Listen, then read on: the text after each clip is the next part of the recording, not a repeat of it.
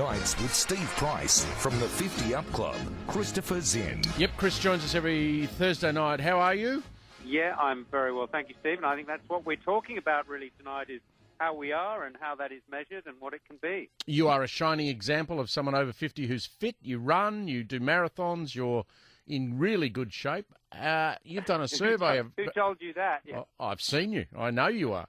Well, I've done a half marathon. It's not quite the same as a marathon. Are we keeping fitter, older, as we get older? Well, look, I think part of the problem is that we're assailed by reports saying that there's so many people who don't do this or that. Why don't we just look at the people who do something? Exactly, so, be positive.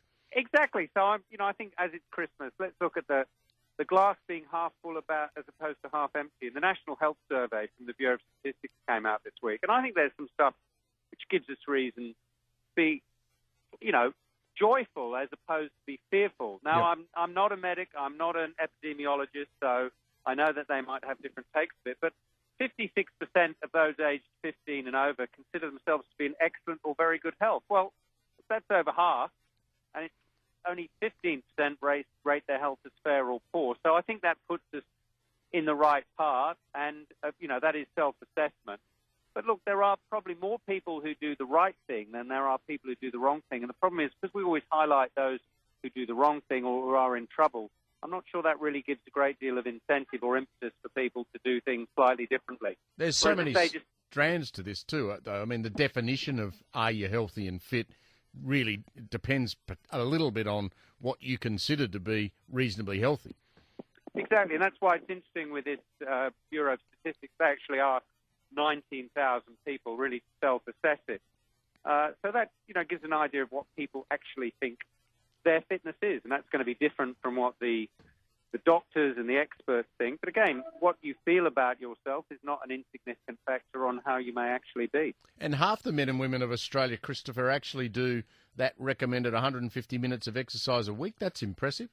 That is. Look, and that's, if you look at the 55 to 64 group, with men, it's slightly above 50%. With women, it's slightly below. But, yeah, they do that, what is called the 150 minutes of moderate exercise. And that means that you do actually, increase your breath or breathing amount. And you can do vigorous exercise, that's 75 to 150 minutes. So, look, people are doing it. Not everyone, a slim majority perhaps. But I think that's still in the right area. And, apparently,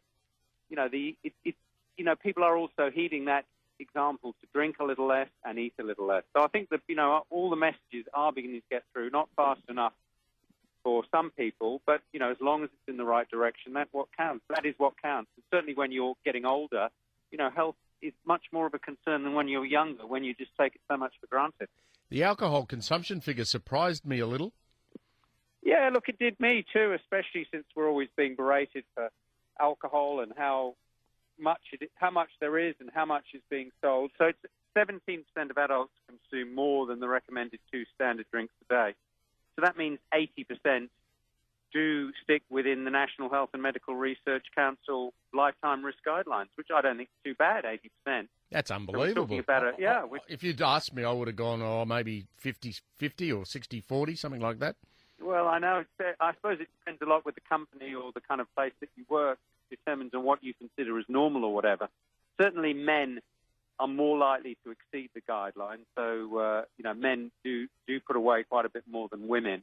But as I say, it's still clear that it's the minority of people who exceed the guidelines. And 2 standard drinks, I think a lot of people would be surprised that that's the guidelines. Because if you look on a bottle of beer, some of those are 1.25, 1.5, you don't have to drink much to go over that daily average. Well, one of the big things that's changed is the daily visit by men to the pub. I think that's just about dead in the water.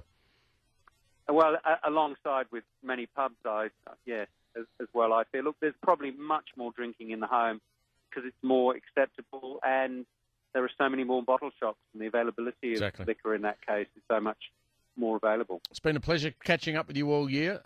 Well done with the 50UP Club and all of your campaigns, and we'll look forward to re-engaging with you in 2016, Christopher. No, my pleasure, Stephen. To you and all your listeners, the very best, and a happy and healthy new year. Good man. Christopher Zinn from 50UP.